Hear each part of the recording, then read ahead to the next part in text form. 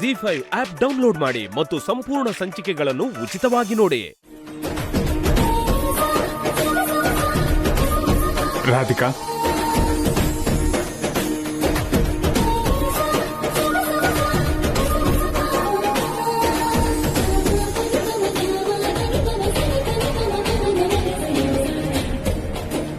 I love you Radhika.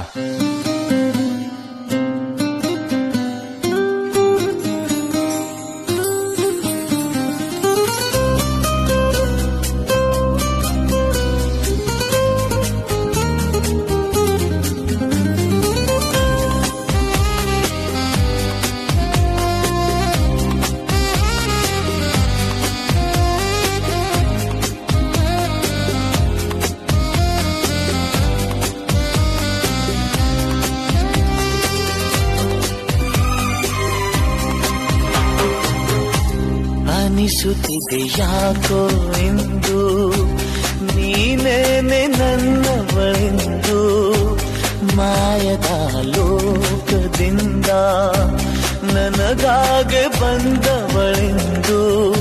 ಆಹಾ ಎಂಥ ಮಧುರ ಯಾತನೆ. ಪಂಚಭೂತಗಳ ಸಾಕ್ಷಿಯಾಗಿ I love you Radhika. I love you.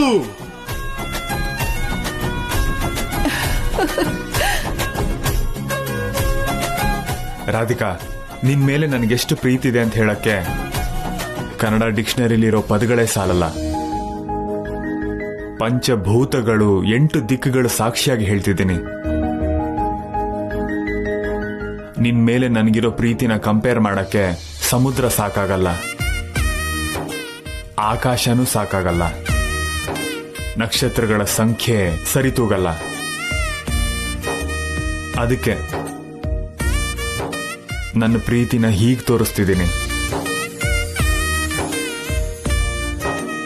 ಕಾಲ ಬದಲಾದ್ರೂ, ನಾವೀ ಭೂಮಿ ಮೇಲೆ ಇಲ್ದೇ ಹೋದ್ರೂ 100 ವರ್ಷ ನನ್ನ ಪ್ರೀತಿನ ಈ ಮರ ಹೇಳ್ತಾನೆ ಇರುತ್ತೆ. I love you Radhika. I love you.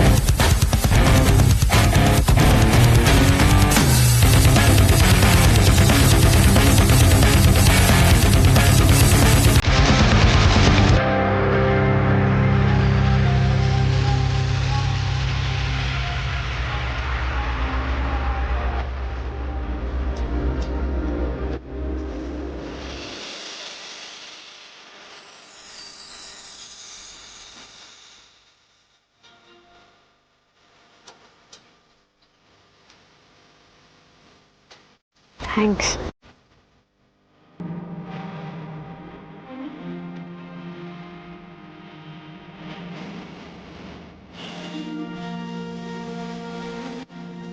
Aditi, ಗಾಯ ಆಗಿದೆ ಅನ್ಸುತ್ತೆ, ಕರ್ಚೀಫ್ ಕಟ್ಟಮ್ಮ.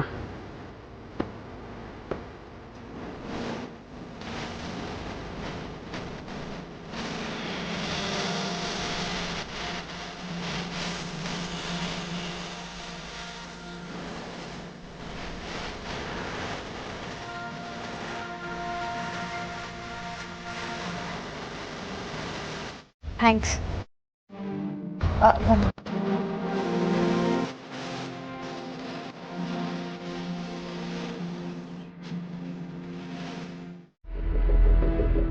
ಲೀಲಾ, ಹೆಂಡತಿ ಸರಿ ಹೋಗ್ಬೇಕು ಅಂದ್ರೆ ಯಾವ್ಯಾವ ವ್ರತ ಇದೆ ಅದೆಲ್ಲ ಲಿಸ್ಟ್ ಮಾಡು.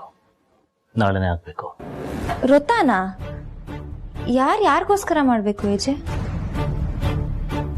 ದೇವ್ ಪವಿತ್ರಗೋಸ್ಕರ.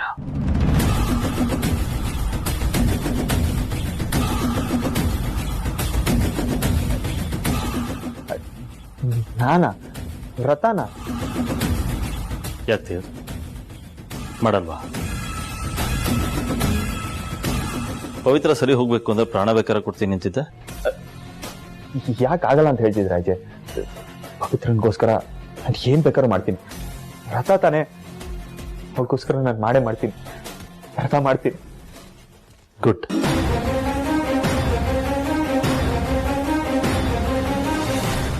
ವ್ರತ ನಾಳೆ ಬೆಳಗ್ಗೆಯಿಂದನೇ ಶುರು ಆಗಬೇಕು. ಓಕೆ ಏಜೆ.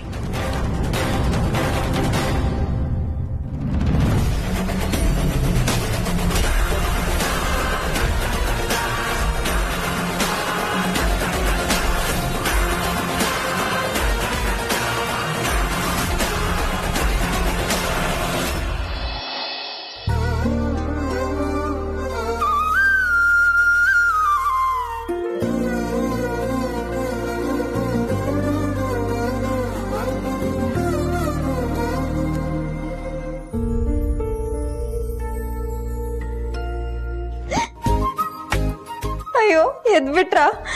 ನಾನ್ ಚಿಕ್ಕವಳಿದ್ದಾಗ್ಲೂ ಹೀಗೆ ಅಜ್ಜಿ ಓದಕ್ ಕುತ್ಕೋತಾ ಇದ್ದೆ. ಬುಕ್ ಓಪನ್ ಇರ್ತಿತ್ತು, ಹಾಗೆ ನಿದ್ದೆ ಮಾಡ್ತಾ ಇದ್ದೆ. ಅಪ್ಪ ಬಂದು ಬುಕ್ ನ ಸೈಡ್ಗೆ ಇಟ್ಟು ನನ್ನ ಮಲಗಿಸ್ತಾ ಇದ್ರು.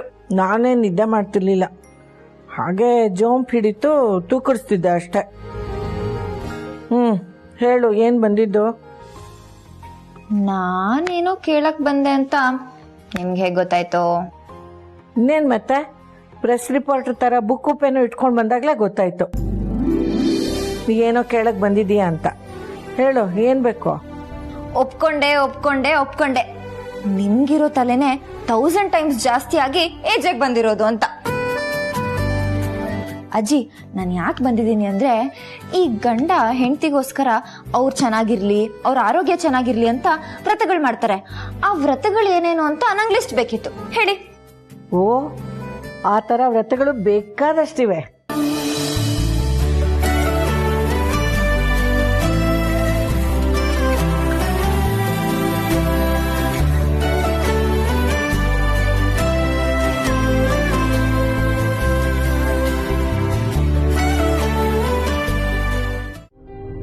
ಆದ್ರೂ ನನ್ನ ಕೈಲಾಗಿದ್ದ ಪ್ರಯತ್ನನ ನಾನು ಮಾಡ್ತೀನಿ ಅಮ್ಮ. ಅಲ್ಲ ಅನು, ನೀನೊಬ್ಳೇ ಹೋಗ್ತಾ ಇದ್ಯಾ? ಅಮ್ಮ ಪ್ಲೀಸ್ ನನ್ನನ್ನು ತಡಿಬೇಡಿ. ನನ್ನ ತಲೆ ತುಂಬ ಬರೀ ಅವ್ರದ್ದೇ ಯೋಚನೆ. ಅವ್ರು ಎಲ್ಲಿ ಹೋಗಿದ್ದಾರೆ ಅನ್ನೋ ಚಿಂತೆಯಲ್ಲಿದ್ದೀನಿ. ನನ್ನ ಹತ್ರ ಹಿಂದೆ ಅವರು ಯಾವ್ಯಾವ ಜಾಗದ ಬಗ್ಗೆ ಮಾತಾಡಿದ್ರು ಅಂತ ಯೋಚಿಸ್ತಾ ಇದ್ದೀನಿ. ಮದುವೆಗೂ ಮುಂಚೆ ಅವ್ರು ನನ್ನನ್ನು ಮೀಟ್ ಮಾಡೋದಕ್ಕೆ ಪಿಜ್ಜಾ ಡೆಲಿವರಿ ಬಾಯ್ ತರ ಬಂದಿದ್ರು ಅಮ್ಮ.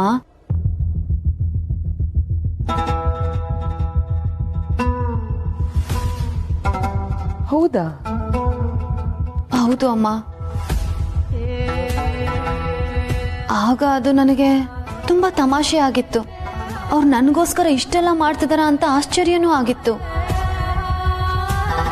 ಆದ್ರೆ ಈಗ ನೆನ್ಪಿಸ್ಕೊಂಡ್ರೆ ಅವ್ರು ತಪ್ಪಿಸ್ಕೊಂಡು ಬಂದಿದ್ದು ಜೇಂಡೆಯಿಂದ ಅಂತ ಅರ್ಥ ಆಗ್ತದೆ ಅಮ್ಮ. ಏನು? ಹೌದಮ್ಮ, ಅವ್ರು ಜೇಂಡೆಯಿಂದ ತಪ್ಪಿಸ್ಕೊಂಡು ನನ್ನನ್ನು ನೋಡೋದಕ್ಕೆ ಬಂದಿದ್ರು.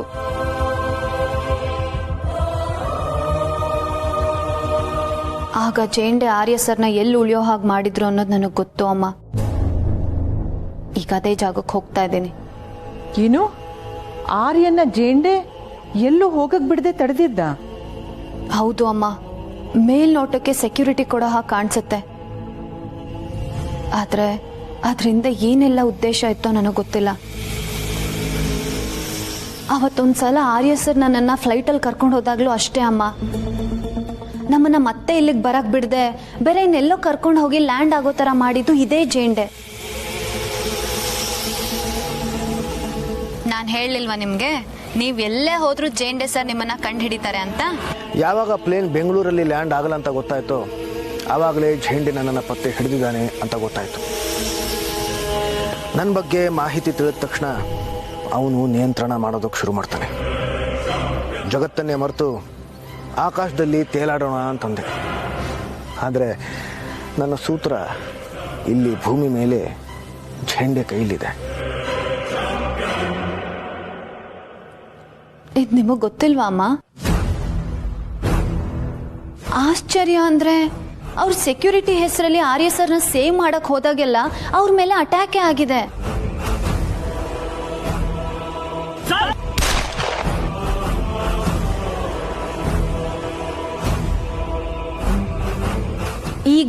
ನಾನು ಈಗಲೂ ಹೇಳ್ತೀನಿ ಅಮ್ಮ, ಆರ್ಯ ಸರ್ ಬೇರೆ ಎಲ್ಲೂ ಇರೋದಕ್ಕೆ ಸಾಧ್ಯ ಇಲ್ಲ. ಅವರು ಜೇಂಡೆ ಕಣ್ಗಾವಲಲ್ಲೇ ಇರ್ತಾರೆ, ಇದಂತೂ ಸತ್ಯ. ನಾನು ಬರ್ತೀನಿ ಅಮ್ಮ. ಅನು ಅನು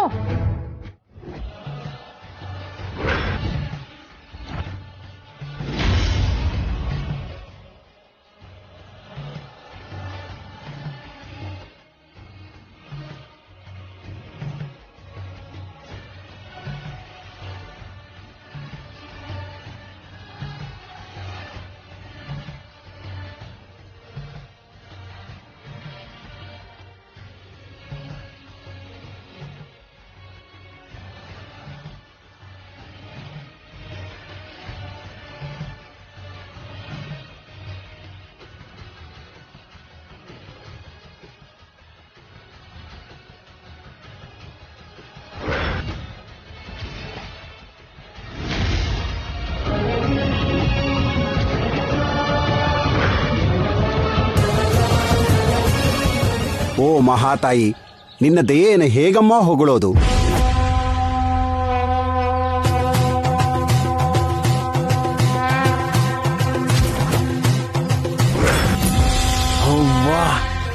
ಕಟ್ ಮಾಡಿರೋಂಗೆ ಇವಳು ಮೈ ಮೇಲಿರೋ ಗುಳ್ಳೆಲ್ಲ ಮಾಯ ಆಗೋಯ್ತಲ್ರೋ.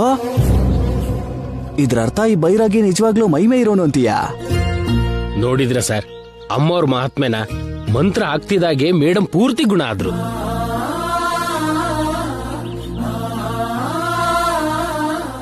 ಗಾಳಿ ಕಾಣಿಸಲ್ಲ ಅಂದ ಮಾತ್ರಕ್ಕೆ ಗಾಳಿ ಇಲ್ಲ ಅಂತೀವ? ದೈವಶಕ್ತಿ ಕೂಡ ಹಾಗೆ. ಕಣ್ಣಿಗೆ ಕಾಣಿಸ್ದೆ ಸಹಾಯ ಮಾಡೋರೇ ದೇವ್ರು.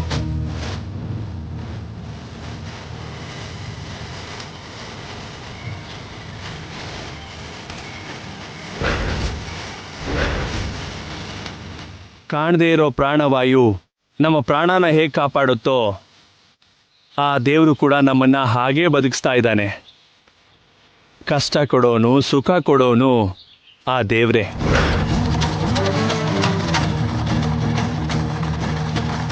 ನನಗೆ ಆಶೀರ್ವಾದ ಮಾಡಿ ಸ್ವಾಮಿ. ಮೊದಲು ಆ ಅಮ್ಮನವ್ರ ದರ್ಶನ ಮಾಡ್ಕೊಂಬಮ್ಮ.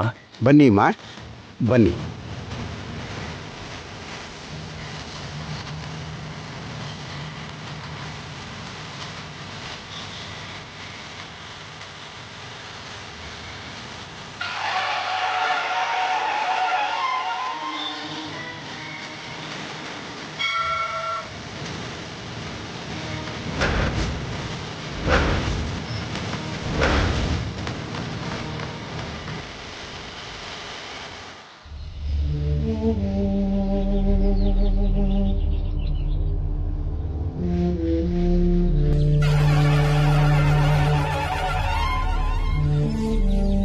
ಅವ್ರ ಹತ್ರ ಆಶೀರ್ವಾದ ತಗೊಳಮ್ಮ. ಹೌದಾ? ಸರಿಪ. ಋಷಿ ಸರ್, ಏನಾಯ್ತು? ಅದು ಅಂಕಲು. ಯಾವ ಅಂಕಲ್ ಸರ್? ಒಂದ್ ನಿಮಿಷ ರೀ.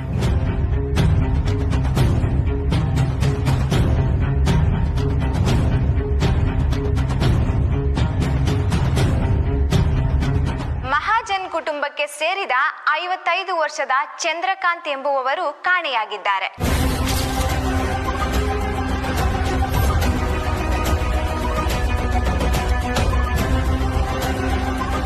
ಸರ್, ಅಪ್ಪಯ್ಯ ಊರಿಗೆ ಬಂದವ್ರ?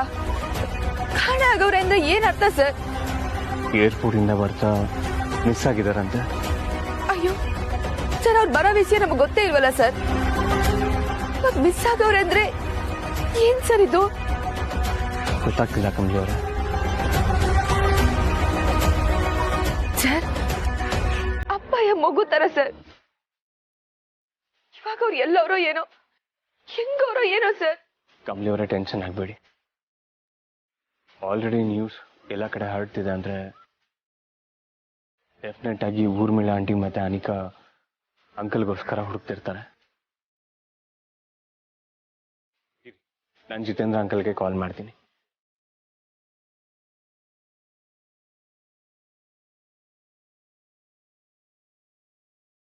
ಅವ ನಿನ್ನಂತೂ ನಾನು ಕಳ್ಕೊಂಡ್ಬಿಟ್ಟಿದ್ದೀನಿ. ಆದ್ರೆ ಈಗ ಅಪ್ಪ ಇನ್ನು ಎಲ್ಲಿ ಕಳ್ಕೊತೀನೋ ಅನ್ನೋ ಭಯ ಆಯ್ತೈತೆ ಅವ. ಕಮಲಿ ಅವರೇ, ಆಲ್ರೆಡಿ ಅನಿಕಾ ಮತ್ತೆ ಊರ್ಮಿಳ ಆಂಟಿ ಅಂಕಲ್ಗೋಸ್ಕರ ಹುಡುಕ್ತಿಯಾರಂತೆ. ಅವರೇ ಪೊಲೀಸವ್ರಿಗೂ ಮತ್ತೆ ಮೀಡಿಯಾಗೂ ಇನ್ಫಾರ್ಮ್ ಮಾಡಿರೋದು. ಸರ್, ನಂಗೆ ಯಾಕೋ ಇಲ್ಲಿರಕ್ ಆಯ್ತಿಲ್ಲ ಸರ್. ದಯವಿಟ್ಟು ಇಲ್ಲಿಂದ ಹೊರಟ್ಬಿಡೋಣ. ಬನ್ನಿ ಹೋಗೋಣ.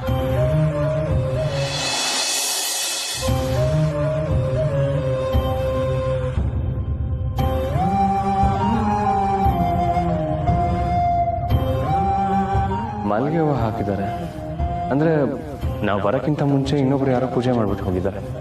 ಹೌದಲ್ವಾ ಸರ್? ಆದ್ರೆ ಯಾರೇನ್ ಮಲ್ಗೆ ಹೂವು ಇಡ್ತಾರೆ? ರಶಿ ಸರ್, ಒಂದ್ ನಿಮಿಷ ಗಾಡಿ ನಿಲ್ಸಿ. ಗಾಡಿ ಯೂಟರ್ನ್ ತಗೊಳ್ಳಿ ಸರ್. ಸರ್, ಈಗಲೇ ಅವನ್ ಸಮಾಧಿ ಹತ್ತವ ಹೋಗ್ಬೇಕು. ನಡೀರಿ ಸರ್.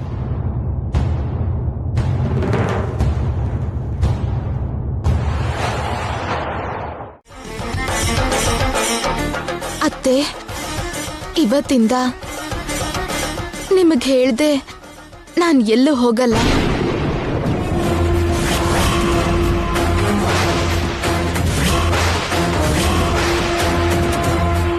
ನಿಮ್ ಪರ್ಮಿಷನ್ ತಗೊಂಡು ನೀವ್ ಹೋಗು ಅಂದ್ರೆ ಅಷ್ಟೇ ಹೋಗ್ತೀನಿ. ಹೇಳಿರೋ ಟೈಮ್ಗೆ ಕರೆಕ್ಟಾಗಿ ಬರ್ತೀನಿ. ನೀವೇನಾದ್ರೂ ಬೇಡ ಅಂದ್ರೆ ನಾನು ಹೋಗಲ್ಲ. ಹಾಗಂತ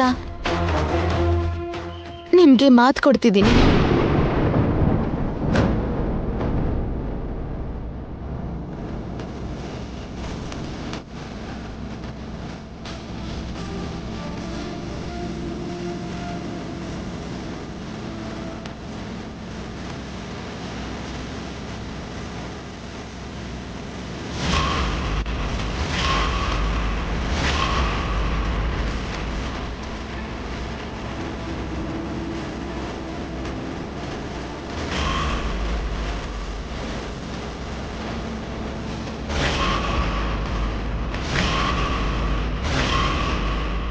ಬಿದ್ಲು ಹಳ್ಳಕ್ಕೆ.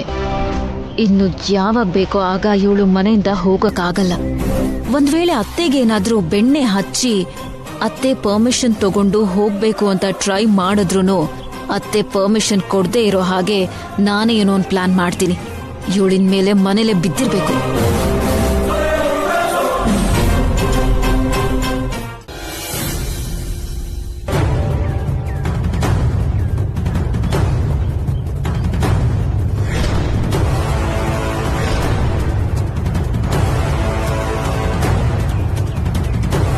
ಏನ್ ಶ್ಯಾಮ ಇದು? ಯಾಕೆ ಮಮ್ಮಿಗೆ ಹಾಗೆ ಮಾತು ಕೊಟ್ಟೆ? ಮಾಡಿರೋ ತಪ್ಪಿಗೆ ಶಿಕ್ಷೆ ಅನುಭವಿಸ್ಲೇಬೇಕಲ್ವಾ ರೀ? ಅದು ಶಿಕ್ಷೆ ಅನುಭವಿಸುವಂತ ದೊಡ್ಡ ತಪ್ಪ ಅಲ್ಲ. ನೀನಾಗ್ ನೀನೇ ಶಿಕ್ಷೆ ಕೊಡು ಅಂತ ಕೇಳ್ಕೊತಿಯಲ್ಲ, ಅರ್ಥನೇ ಇಲ್ಲ. ಅಂದ್ರೆ ಹಾಗೆ ಮಾಡಿದ್ರೆ ಅತ್ತೆಗೆ ಕೋಪ ಹೋಗುತ್ತಲ್ಲ ಅಂತ ಹಾಗೆ ಶಿಕ್ಷೆ ಕೊಡಿ ಅಂತ ಕೇಳ್ದೆ. ಆದ್ರೆ ಈ ತರ ಶಿಕ್ಷೆ ಕೊಡ್ತಾರೆ ಅಂತ ಅಂದ್ಕೊಳ್ಳಿಲ್ಲ. ಎಲ್ಲ ನಾವು ಅಂದ್ಕೊಂಡ ಹಾಗೆ ನಡೆಯಲ್ಲ ಅಲ್ವಾ? ನಾಳೆಯಿಂದ ಏನ್ ಮಾಡೋದು? FM ಸ್ಟೇಷನ್ಗೆ ಹೇಗೆ ಹೋಗೋದು? RJ ಆಗಿ ಜಾಬ್ ಹೇಗ್ ಮಾಡೋದು? ಇದಕ್ಕೂ ಮುಂಚೆ ಹೇಗ್ ಹೋಗ್ತಿದ್ನೋ ಹಾಗೆ ಹೋಗ್ತೀನಿ ರೀ. ಅತ್ತೆ ಹತ್ರ ಹೇಳೇ ಹೋಗ್ತೀನಿ. ಏನೋ ಕೆಲ್ಸದ ಮೇಲೆ ಹೋಗ್ತಿದ್ದೀನಿ ಅಂತ ಅತ್ತೆಗೆ ಹೇಳಿ ಹೊರಗಡೆ ಹೋಗಿ ಆ ಕೆಲ್ಸ ಮಾಡ್ಕೊಂಡು ನಾನು ಜಾಬ್ ಮಾಡ್ಕೊಂಡು ಮನೆಗೆ ತಿರುಗಿ ಬರ್ತೀನಿ. ಏನೋ ಒಂದ್ ಕೆಲ್ಸ ಅಂದ್ಕೊಂಡು ಹೊರಗಡೆ ಹೋಗ್ತೀನಿ ಅನ್ನೋದು ಓಕೆ.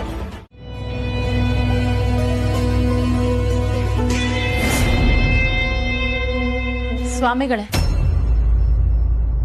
ಇದು ತಾಯಿ ಪಾರ್ವತಿ ಈಶ್ವರಿಯ ದೇವಸ್ಥಾನ. ಶಿವನ ಶಕ್ತಿಗೆ ಪಾರ್ವತಿಯ ಶಕ್ತಿಯು ಸೇರಿದ ಮಹಾಶಕ್ತಿಯುಳ್ಳ ದೇವಸ್ಥಾನ. ಅಷ್ಟ ದಿಕ್ಪಾಲಕರೇ ಕ್ಷೇತ್ರ ಪಾಲಕರೆನಿಸಿಕೊಂಡ ಮಹಾ ದೇವಸ್ಥಾನ. ಇದು ಪಾರ್ವತಿಯ ಮೂಲ ಸ್ಥಾನ. ಶಕ್ತಿ ಪೀಠಗಳ ಸಾಲಿಗೆ ಸೇರದಿದ್ದರೂ ಶಕ್ತಿ ಪೀಠಗಳಷ್ಟೇ ಸರಿಸಮಾನವಾದ ದೇವಸ್ಥಾನ. ತನ್ನ ಮಗನಾದ ವಿನಾಯಕ ತಲೆಯಲ್ಲಿ ಕತ್ತರಿಸಿದ ಆ ಶಿವನ ವಿರುದ್ಧ ಪಾರ್ವತಿಯು ಹುಂಕರಿಸಿ ಆರ್ಭಟಿಸಿದ ಮೂಲ ಸ್ಥಳ ಇದು. ಈ ಜಾಗದಲ್ಲಿ ಆ ಜಗನ್ಮಾತೆಯನ್ನು ಮನಸ್ಸಿಟ್ಟು ಸ್ಮರಿಸಿದರೆ ಸಕಲವನ್ನು ಪೂರೈಸುವ. ನನ್ನನ್ನ ಇಲ್ಲಿ ಕರ್ಕೊಂಡ್ ಬಂದ ಉದ್ದೇಶ? ನೀನು ಈ ಪಾರ್ವತಿಯ ವರಪ್ರಸಾದ. ಅವನು ಆ ಆದಿಶೇಷ ಶಿವಾಂಶ ಸಂಭೂತ. ನಾಗಮಣಿಯು ಆ ಮುಕ್ಕಣ್ಣನ ಮೂರನೇ ಕಣ್ಣಿನ ಪ್ರಖರತೆಯಿಂದ ಸಕಲ ಸಮೃದ್ಧಿಯನ್ನು ಹೊಂದಿರುವ ಮಣಿ. ಆದರೆ ಈಗ ಅದರ ಜೀವಾತ್ಮ ಅದರಲ್ಲಿಲ್ಲ. ಅದನ್ನು ತನ್ನ ಮೂಲ ಸ್ಥಾನಕ್ಕೆ ತರಬೇಕೆಂದರೆ ನೀನು ಈ ದೇವಾಲಯದಲ್ಲಿ ವ್ರತವನ್ನು ಮಾಡಬೇಕು.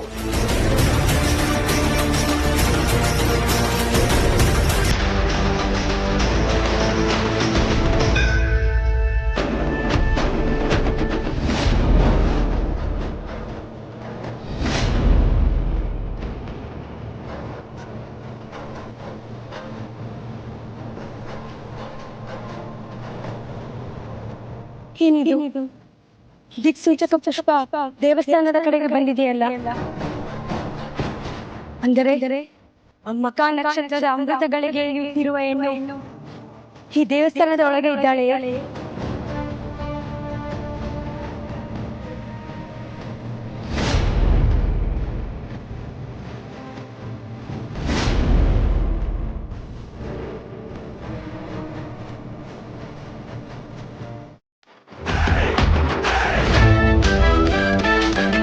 ಸರ್ಸು, ಬೇಗ ma'am, come on Sarsu, come on. Madam madam madam, ಹೇಳು madam madam. Sarsu, Sarasu.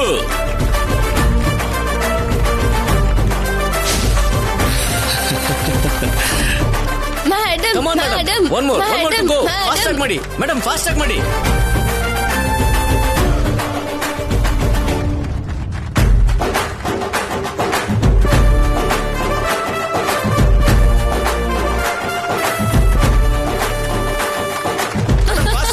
Madam fast ಆಗಿ ಮಾಡಿ, ಫಾಸ್ಟ್ ಆಗಿ ಮಾಡು, ನೀನೇ ಗೆಲ್ಲೋದು. ಏನು ಅನಜಕ್ಕ ಅಷ್ಟೊಂದು ಟೆನ್ಷನ್ ಅಲ್ಲಿ ನೋಡ್ತಿದ್ದೀರಾ? ಯಾರು ಗೆಲ್ತಾರೆ ಅಂತನಾ? ಅಲ್ಲ ಪ್ರೀತಿ, ನಿನ್ನೆ ಹಿಟ್ಟು ಉಳ್ದ ಹಾಗೆ ಇವತ್ ಸಗಣಿ ಉಳಿದ್ರೆ ನಮ್ಮ ಹತ್ರನೂ ಬೆರಣಿ ತಟ್ಟಿ ಅಂತಾರೇನೋ ಅಂತ ಭಯ ಆಗ್ತಿದೆ.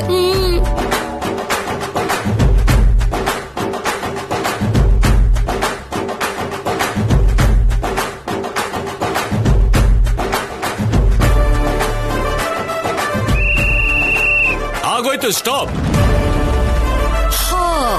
ಅರ್ಧ ಗಂಟೆ ಆಗೋಯ್ತು.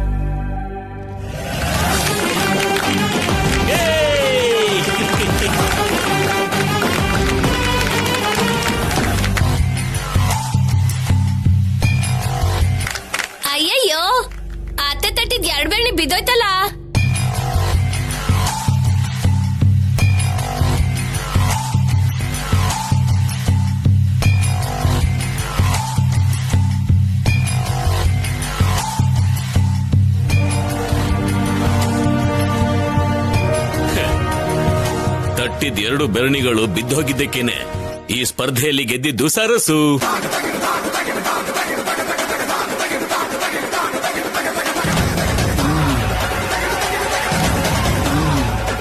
ಒಟ್ನಲ್ಲಿ ಹೇಳ್ಬೇಕು ಅಂದ್ರೆ ಚಿನ್ನಮ್ಮ, ನನಗೆ ನಿನ್ನ ಉತ್ಸಾಹ ವೇಗ ನೋಡ್ತಾ ಇದ್ರೆ ತುಂಬಾ ಸಂತೋಷ ಆಗ್ತಾ ಇದೆ.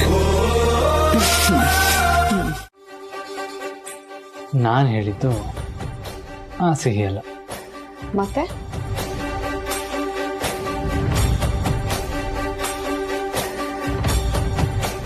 ಈ ತುಟಿಲಿರೋ ಜೇನಿನ ಸಿಹಿ. ನೀನು ಇವಾಗ ಇದನ್ನು ಕುಡಿದ್ಕೊಟ್ರೆ ನನಗದು ಅಮೃತಕ್ಕೆ ಸಮಾನ.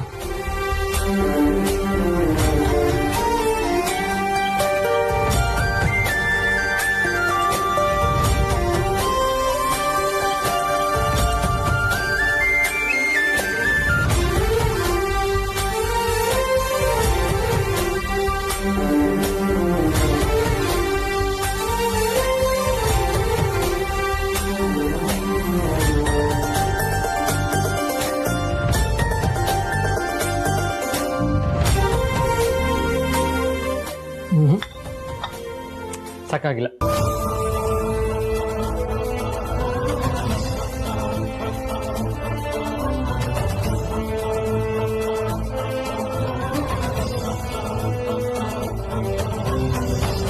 ಕುಡೀರಿ.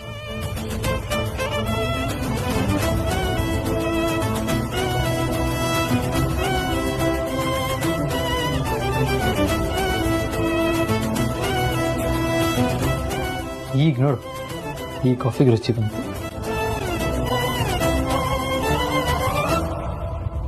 ತಗೋ ಪ್ರೀತು, ಬಿಸಿ ಬಿಸಿ ಇದೆ, ಕುಡಿದು ಹೇಗಿದೆ ಅಂತ ಹೇಳು.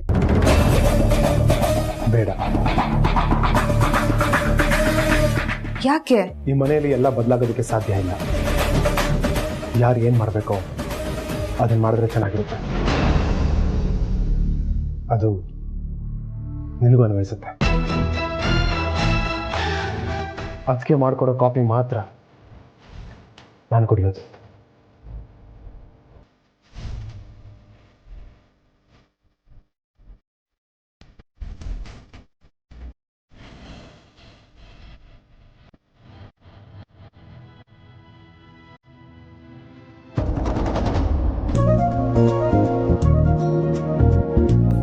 ಹೆಂಡತಿ ಕುಡಿದು ಕೊಡೋ ಕಾಫಿನ ಕುಡಿಯೋ ಅದೃಷ್ಟ ಎಲ್ಲ ಗಂಡಂದ್ರಿಗೂ ಸಿಗಲ್ಲ. ಆದರೆ ನನಗೆ ಸಿಕ್ಕಿದೆ. ನನ್ನಂತೂ ಪುಣ್ಯ ಮಾಡಿದ್ದೀನಿ. ತಗೋ. ಸರಿ ಪಾರು, ನಾನು ಹೋಗಿ ಬರ್ತೀನಿ. ಓಕೆನಾ? ಬಾಯ್.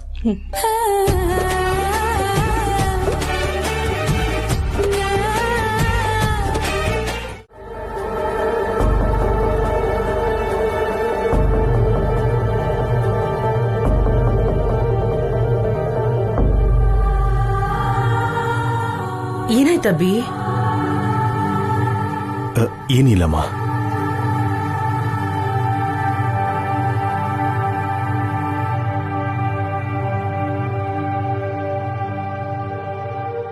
ಆ ಕರಿ ಅಂದ್ರೆ ನಿಂಗೆ ಇಷ್ಟ ಅಲ್ವೇನೋ? ಯಾಕೆ ಬೇಡ ಅಂತ ಇದ್ಯಾ? ಆ ಕರಿ ಅಂದ್ರೆ ನಿಂಗೆ ಇಷ್ಟ ಅಲ್ವೇನೋ? ಯಾಕೆ ಬೇಡ ಅಂತ ಇದ್ಯಾ?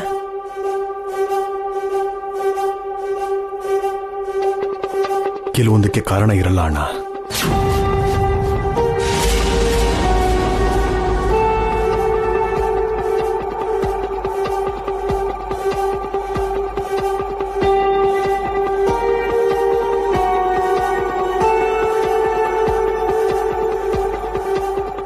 ಅದಕ್ಕೆ ಈ ಕರಿ ಬಡಿಸಿ.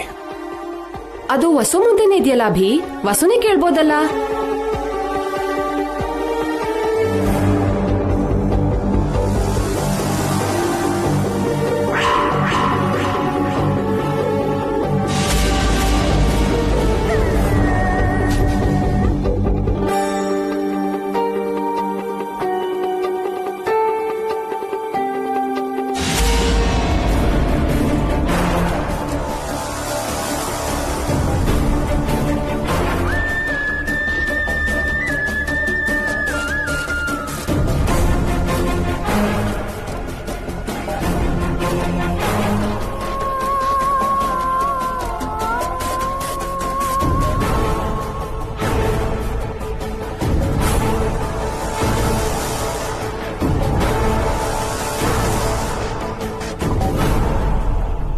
ಅದ್ಯಾಕಬಿ ಈ ಕರಿ ಕೇಳಿ ಇನ್ನೊಂದ್ ಕರಿ ಹಾಕೋತಾ ಇದ್ಯಾ? ಈ ಕರಿ ತುಂಬಾ ಚೆನ್ನಾಗಿದೆ ಅಮ್ಮ.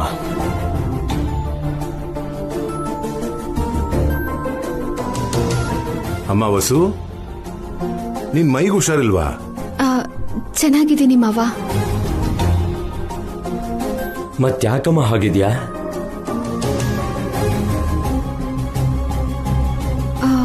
ಸುಮ್ನೆ ಭಾವ, ಏನಿಲ್ಲ.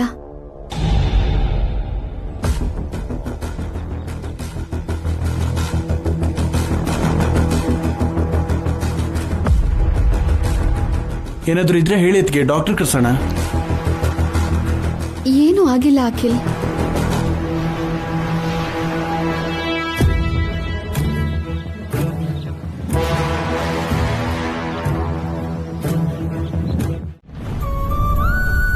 ನನ್ನವ್ರು ಅಂತ ನೆಂಟ್ರು ಗಿಂಟ್ರು ಯಾರು ಬರಕಿಲ್ಲ ಕಣಕ. ಯಾವ್ದೋ ಒಂದು ಮೂಲೆಯಲ್ಲಿ ಮನೆ ಕಂಡ್ರೆ ಆಯ್ತು ಅಂತ ಇಲ್ಲಿದ್ದೀವಿ. ಕುರ್ಚೆ ಗಿರ್ಚೆ ಏನೂ ಇಲ್ಲ ಕಣಕ. ಓ ಇರ್ಲಿ ಬಿಡು ಶಾಂತ. ನಮ್ಮ ಮಕ್ಕಳು ಚಿಕ್ಕವಿದ್ದಾಗ ನಾನು ಇಂಥ ಮನೇಲಿ ಅಲ್ವೇ ಇದ್ದದ್ದು. ನಿನಗೆ ಚಿನ್ನದಂತ 3 ಮಕ್ಕಳವರೇ ಕಣಕ. ನಾನು ಇವ ನಂಬ್ಕೊಂಡು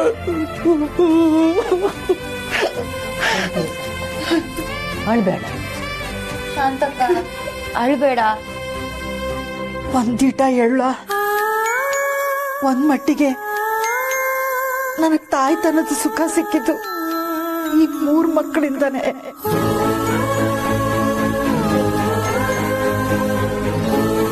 ಈ 3 ನನ್ ಮಕ್ಳೇ ಅನ್ಕೊಂಡು ನಾನು ಸಮಾಧಾನ ಮಾಡ್ಕೊಂಡವ್ನಿ ಕಣಕ.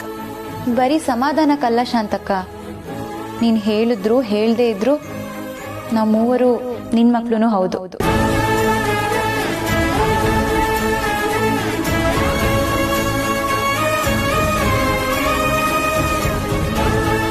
ಪುಟ್ಟಕ್ಕನ ಒಳ್ಳೆತನ ನಿಮ್ 3ರಲ್ಲೂ ಐತೆ. ಒಂದ್ ವೇಳೆ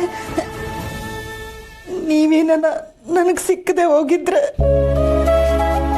ನನ್ ಜೀವನ ಬಿಟ್ಬಿಡ್ತಿದ್ದೆ. ಇಲ್ಲೋಡು ಏನ್ ಶಾಂತ ನೀನು ಹಿಂಗ ನೀನ್ ಮಾತಾಡೋದು? ನಮ್ ಜೊತೆಯಾಗೆ ಇದ್ದು ನಮ್ ಕಷ್ಟಕಾಲದಾಗೆ ನಮ್ಗೆ ಸಹಾಯ ಮಾಡ್ದವಳು ನೀನು.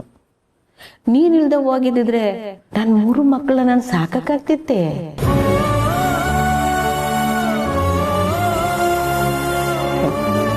ಅದು ಮುತ್ತಯ್ಯನಿಗೆ ಇವನು ಆಗಕ್ಕಿಲ್ಲ, ಸುಧಾರಿಸ್ಕಿಂತ ನೀನ್ ಸುಮ್ಕಿರು. ಒಂದ್ಸ ತಪ್ಪು ಮಾಡಿದಾಗ ಅವನಿಗೆ ಬುದ್ಧಿ ಕಲ್ಸಕ್ಕೆ ಇಂಥವೇನಾರ ಒಂದು ಆಯ್ತಿರ್ತದೆ. ಅದೇನೋ ಅಂತಾರಲ್ಲ, ತಾಲಿಗೆ ಬಂದಿದ್ದು ಕಿರುಟಕ್ಕೋಯ್ತು ಅಂತ. ಹಂಗೆ ಏನೋ ಒಳ್ಳೇದಾಯ್ತದೆ ಅಂತಲೇ ಅನ್ಕೊಂಬಿಡಮ್ಮ, ಅಲ್ವೇ? ಅಳ್ಬೇಡ. ಹೌದು ಶಾಂತಕ್ಕ, ಮುತ್ತಣ್ಣ ಸರಿ ಹೋಗ್ತಾರೆ. ಪುಟ್ಟಕ್ಕ, ನಾನು ಹಸಿ ತಡವಾಗಿ ಹೇಳ್ಬೇಕಿತ್ತು. ನನ್ನಿಂದಾನೆ ಸಹನಾನ್ ಮದುವೆ ಮಾತುಕತೆ ನಿಂತೋಯ್ತು. ನಾನು ತಪ್ಪು ಮಾಡ್ಬಿಟ್ಟೆ. ಇಲ್ಲ ಶಾಂತಕ್ಕ, ನೀನ್ ಸರಿಯಾಗೇ ಮಾಡಿದ್ಯಾ. ಇಲ್ಲಾಂದ್ರೆ ಆ ಗೋಪಾಲ ರಾಜೇಶ್ವರಿನ ಅಕ್ಕನ ಮದ್ವೆ ಮುಗಿಯೋವರೆಗೂ ಬೇತಾಳಗಳ ತರ ತಲೆ ಮೇಲೆ ಹೊರಬೇಕಾಗಿತ್ತು. ನೀನ್ ಸರಿಯಾದ ಟೈಮ್ಗೆ ಕಾಲ್ ಮಾಡ್ದೆ.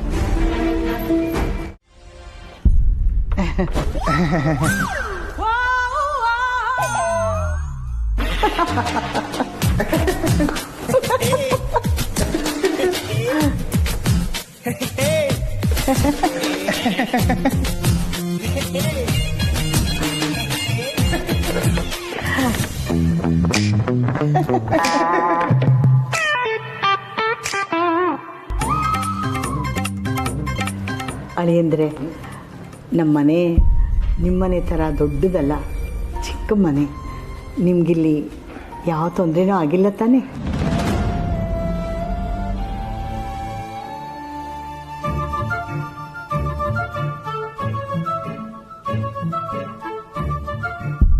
ನಮ್ಮ ಸತ್ಯ ಹೇಳ್ತಾ ಇದ್ಲು, ನಿಮ್ಮದು ತುಂಬ ಹೊಂದಾಣಿಕೆ ಸ್ವಭಾವ ಅಂತ.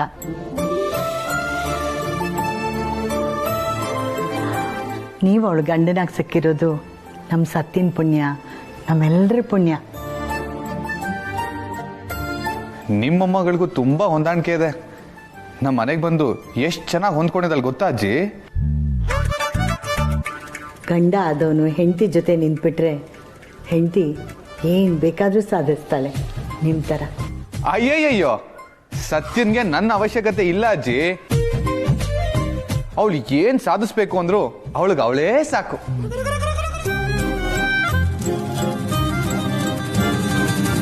ಅದೆಲ್ಲ ಮದ್ವೆಗಿಂತ ಮುಂಚೆ. ನೀವು ತಾಳಿ ಕಟ್ಟಿದ್ಮೇಲೆ ಹೇಗ್ ಬದಲಾಗಿದ್ದಾಳೆ ನೋಡಿ.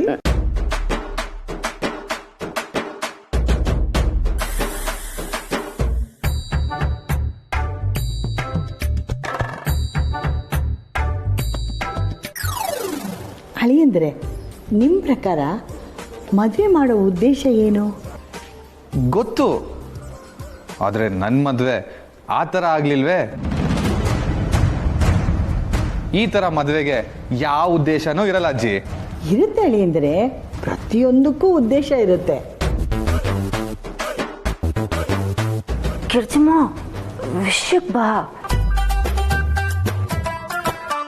ನಮ್ಮ ಹುಡುಗಿಗೆ ಸ್ವಲ್ಪ ನಾಚಿಕೆ.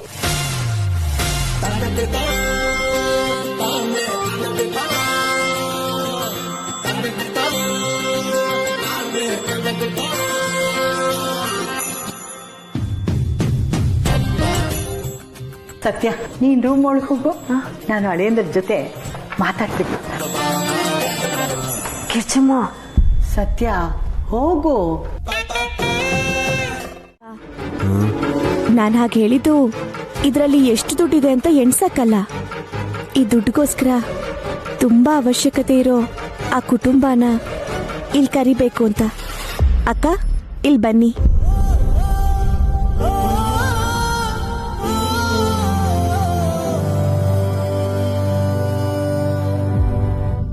ಬಂದಿರೋ ದುಡ್ಡನ್ನ ಯಾರಿಗೋ ದಾನ ಮಾಡಿ ಖಾಲಿ ಕೈಲಿ ಹೋಗ್ತಿದ್ದಾಳೆ ನಯನಿ.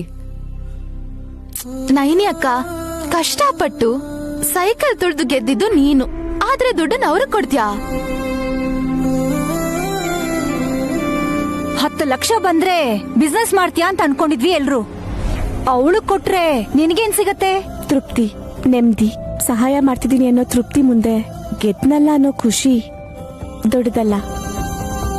ನಾಯನಿ, ಅವ್ ನಿನಗೆ ಗೊತ್ತಾ, ಅವ್ರ ಕಷ್ಟನೇ ಅವ್ರನ್ನ ಪರಿಚಯ ಮಾಡ್ಕೊಳ್ಳೋ ಹಾಗೆ ಮಾಡ್ತು. ಸುಮ್ಮನಂಗ್ ಸೀರೆ ಕೊಟ್ಟು ವಾಪಸ್ ಬರ್ಬೇಕಾದ್ರೆ ದಾರಿಲಿ ನಾವು ಹೂ ತಗೊಂಡ್ವಿ. ಈಗ ಬೇಡ ಯಜಮಾನ್ರೆ, ಮನೆಗೆ ಹೋಗಿ ಮುಡ್ಕೋತೀನಿ. ಸರ್, ಆ ಹೂನ ಸುತ್ತಕೊಟ್ಟಿದ್ದ ಪೇಪರಲ್ಲಿ ಇವ್ರ ಬಗ್ಗೆ ಬರ್ದಿತ್ತು.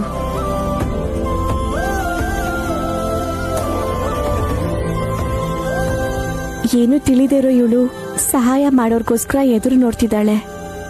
ಆಪರೇಷನ್ ಮಾಡೋ ತನಕ ಹೊಟ್ಟೆಲಾಗಿರೋ ಗೆಡ್ಡೆಯಿಂದ ಆಗ್ತಿರೋ ನೋವನ್ನ ಈ ಮಗುಗಿಂತ ಈ ಹೆತ್ತ ತಾಯಿ ಜಾಸ್ತಿ ಅನುಭವಿಸ್ತಾ ಇದ್ದಾಳೆ.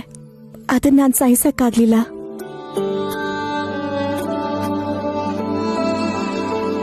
ನನ್ನ ಹೊಟ್ಟೆಲ್ ಕೂಡ ಮಗು ಬೆಳೀತಿದೆ. ಅಮ್ಮ ಆಗ್ತಿದ್ದೀನಿ ಅನ್ನೋ ಖುಷಿನೂ ಹುಷಾರಾಗಿರ್ಬೇಕು ಅನ್ನೋ ಭಯನೂ ನನಗೆ ಹೀಗೆ ಮಾಡಿಸ್ತು.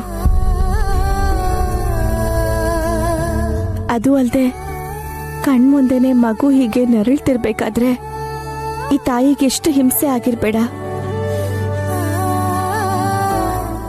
ಇವಳನ್ನ ಹೆತ್ತ ತಂದೆ ಎಷ್ಟು ನೋವು ಅನುಭವಿಸ್ತಿರ್ಬೇಡ. 10 ಲಕ್ಷ ಕೊಟ್ರೆ ಮಗು ಬದುಕುತ್ತೆ ಅಂತ ಡಾಕ್ಟರ್ ಹೇಳಿದಾರಂತೆ. ಕೂಲಿ ಕೆಲ್ಸಕ್ಕೆ ಹೋಗೋರು ಅಷ್ಟು ದುಡ್ಡನ್ನ ಎಲ್ಲಿಂದ ಅಂತ ತರ್ತಾರೆ.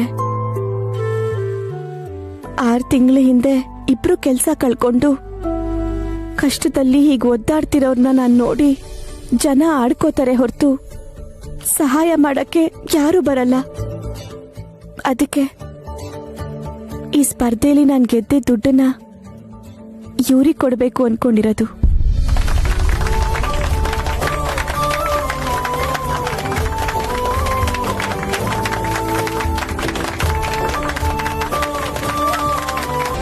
ಬ್ಯಾಡ್ ಡೆಸಿಷನ್. ZEE5 ಆಪ್ ಡೌನ್ಲೋಡ್ ಮಾಡಿ ಎಲ್ಲಾ ಸಂಚಿಕೆಗಳನ್ನು ಸಂಪೂರ್ಣ ಉಚಿತವಾಗಿ ನೋಡಿ.